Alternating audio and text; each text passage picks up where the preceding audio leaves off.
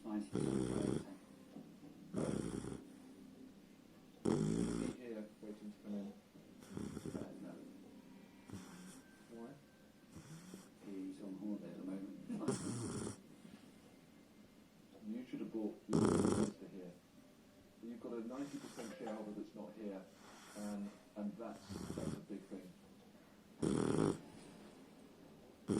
Michael's admission that he owns just 10% of a company that's already soaked up some serious cash is a sobering revelation.